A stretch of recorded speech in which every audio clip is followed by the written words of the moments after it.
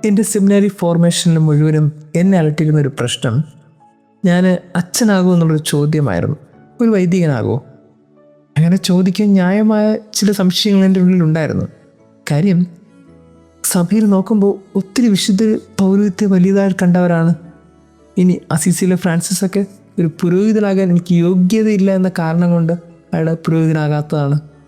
അതുകൊണ്ട് തന്നെ പൗരോഹിത്യം ഏറ്റവും മഹനീയമാണെന്നും അത് ദൈവത്തിൻ്റെ സ്വന്തമാണെന്നൊക്കെ തിരിച്ചറിവ് കിട്ടിയപ്പോൾ എനിക്കിതിനൊക്കെ ക്വാളിറ്റി ഉണ്ടോ?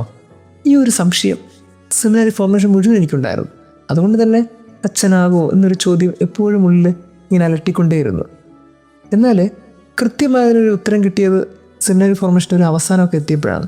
കാര്യം, കർത്താവിൻ്റെ തിരഞ്ഞെടുപ്പുകളൊക്കെ മേന്മയുള്ളത് നോക്കിയല്ല, ഏറ്റവും കുറവുള്ളതിന് നോക്കിയാണ്. കുറച്ചും കൂടി എളുപ്പത്തിൽ പറയുകയാണെങ്കിൽ, ഒരു പഞ്ചായത്തിൽ ഏറ്റവും മോശക്കാരനെന്ന് എല്ലാവരും വിധി ചെയ്യുന്ന ആരോ അവരായിരിക്കും ഒരു പക്ഷേ സന്യസ്ത പൗരോഹിത്യ ദൈവവിളിയിലൊട്ടൊക്കെ ഇറങ്ങിച്ചെല്ലുന്നത്. കാര്യം, കർത്താവിന് വേണ്ടത് മേന്മയുള്ളതല്ല, കർത്താവിൻ്റെ തിരഞ്ഞെടുപ്പുകൾ വ്യത്യസ്തമായതാണ്. എന്നാൽ അത് ആക്സിഡൻറ്റും അല്ല, ഡെലിബറേറ്റാണ്. കൃത്യമായി ദൈവം അസസ് ചെയ്ത് ആലോചിച്ച് ചിന്തിച്ച് കൃത്യമായി എടുക്കുന്നതാണ്. അതാണ് നമ്മൾ പഴയ നിയമത്തിൽ തന്നെ വായിക്കുന്നത്. നിൻ്റെ പേര് അവൻ ഉള്ളം കയ്യിൽ എഴുതി വെച്ചിട്ടുണ്ട്, നിൻ്റെ അമ്മയുടെ ഉദരത്തിൽ വെച്ച് അവൻ നിന്നെ തിരഞ്ഞെടുത്തിട്ടുണ്ട്. അങ്ങനെയാണെങ്കിൽ കർത്താവിന് ഓരോരുത്തരെക്കുറിച്ചും കൃത്യമായ പദ്ധതിയുണ്ട്. അത് കൃത്യമായി കർത്താവ് കൃത്യസമയത്ത് നടത്തും. നമ്മൾ ഗോസ്പലിൽ കാണുന്നത് അങ്ങനെ ഒരു പദ്ധതിയുടെ പൂർത്തീകരണമാണ്. യേശു കടൽത്തീരത്തിൽ നടന്നുപോയി ശിമയോനെയും അന്ത്രയോസിനെയും ഗലീലി കടൽത്തീരത്ത് വെച്ച് കണ്ടു.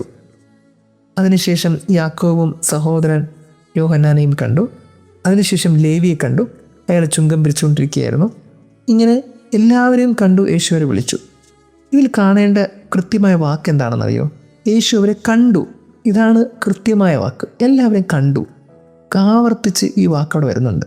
എന്ന് വെച്ചാൽ അവൻ കൃത്യമായി നേരത്തെ കണ്ട കാര്യങ്ങൾ, അസസ് ചെയ്ത കാര്യങ്ങൾ ഈ മൊമെൻറ്റിൽ അവൻ പ്രാക്ടിക്കലായിട്ട് കൊണ്ടുവന്നു. അവനവരെ കണ്ടു, അവരെ വിളിച്ചു, അവർ പിന്നാലെ പോയി.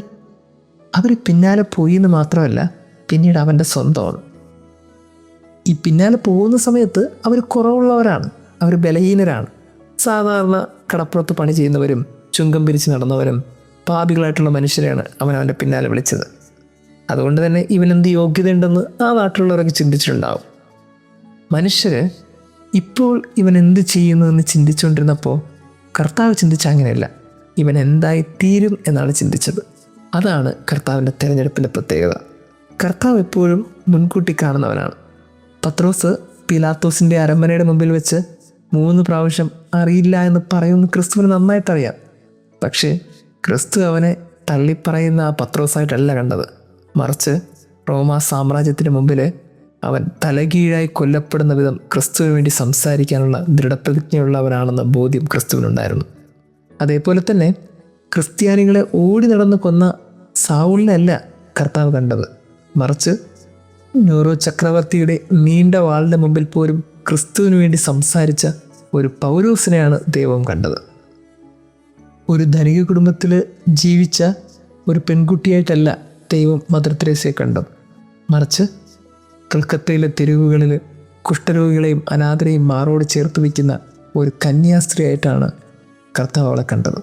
അങ്ങനെയാണെങ്കിൽ കർത്താവിൻ്റെ തിരഞ്ഞെടുപ്പുകളൊക്കെ എടുത്ത് നോക്കിയേ, എല്ലാ തിരഞ്ഞെടുപ്പും അവർ എന്തായിരിക്കുന്നു എന്നുള്ളതല്ല കർത്താവിൻ്റെ കണ്ട്, അവരെന്തായി തീരുമെന്നുള്ളതാണ്.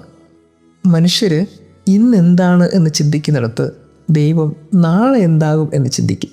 അതാണ് മനുഷ്യനും ദൈവവും തമ്മിലുള്ള വ്യത്യാസം. ഈ തിരഞ്ഞെടുക്കപ്പെട്ട കുറേ പേരുടെ പേര് സുവിശേഷത്തിൽ പറയുന്നില്ലേ? നിങ്ങൾ അവരുടെയൊക്കെ പേരിലെടുത്ത് നോക്കിയേ. ഈ അവരെ കണ്ടവർ വിളിച്ചതിന് സമയത്ത് അവർ ഉടനെ അതൊക്കെ ഉപേക്ഷിച്ചിട്ട് അവൻ്റെ പിന്നാലെ പോയി എന്നാണ് നമ്മൾ വചനത്തിൽ വായിക്കുന്നത്. എന്തിനാണ് താമസം എന്ന് അവർ ചിന്തിച്ചു. അവരിതിനു വേണ്ടി കാത്തിരിക്കുകയായിരുന്നു. അങ്ങനെയാണെങ്കിൽ ഇവർ തമ്മിൽ ലോങ് ടൈം റിലേഷൻഷിപ്പ് ഉണ്ട്. ഇത്രയും നാളും അവൻ്റെ വിളിക്ക് വേണ്ടി അവർ കാത്തിരിക്കുകയായിരുന്നു. പെട്ടെന്ന് ആദ്യമായി കണ്ടതാകാൻ ഒരു വഴിയുമില്ല. കുറേ നാളെ കണ്ട പരിചയം, സൗഹൃദത്തിൻ്റെ ബന്ധം, ഇതെല്ലാം കൊണ്ട് അവൻ്റെ ഒരു വിളിക്ക് വേണ്ടി അവർ നാളുകളായി കാത്തിരുന്നു.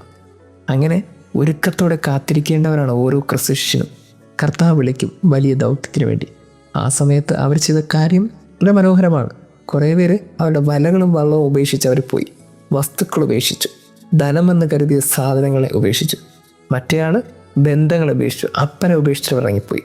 എന്ന് വെച്ചാൽ ഒരു ദേവിളിൽ നമ്മൾ നഷ്ടപ്പെടുത്തേണ്ട ഏറ്റവും പ്രധാനപ്പെട്ട കാര്യം ഇതാണ്: ഈ ഭൂമിയുടേതായ വസ്തുക്കളെ നഷ്ടപ്പെടുത്താൻ നമ്മൾ തയ്യാറായിരിക്കണം. അതേ കണക്ക് നമ്മുടെ ഏറ്റവും അമൂല്യമെന്ന് കരുതുന്ന ചില ബന്ധങ്ങളെ നമ്മൾ നഷ്ടപ്പെടുത്താൻ തയ്യാറായിരിക്കണം. നഷ്ടപ്പെടുത്തുക എന്ന് പറഞ്ഞാൽ അവരെ ഉപേക്ഷിക്കുക എന്ന് അതിനർത്ഥമില്ല. പ്രയോറിറ്റി കൊടുക്കേണ്ടത് ദൈവത്തിനാണെന്നാണ് അതിനർത്ഥം. നിങ്ങളുടെ ക്രമ നമ്പറിൽ ദൈവത്തിന് 1-ാം സ്ഥാനം കൊടുക്കണം.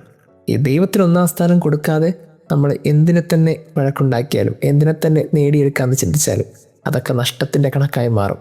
അതൊക്കെ ദൈവവിളിക്കിണങ്ങാത്ത കാര്യങ്ങളായി മാറും. അങ്ങനെയാണെങ്കിൽ ഈ ഞായറാഴ്ച നമ്മളൊക്കെ ഓർക്കേണ്ട ഒരു കാര്യം, ഒന്നും ആക്സിഡൻ്റ് അല്ല. ദൈവമെല്ലാം ബ്ലൂ പ്രിൻ്റ് ഒരുക്കി കാര്യങ്ങൾ ചെയ്യുന്നവനാണ്. ദൈവം നമ്മെ അനുഗ്രഹിക്കട്ടെ.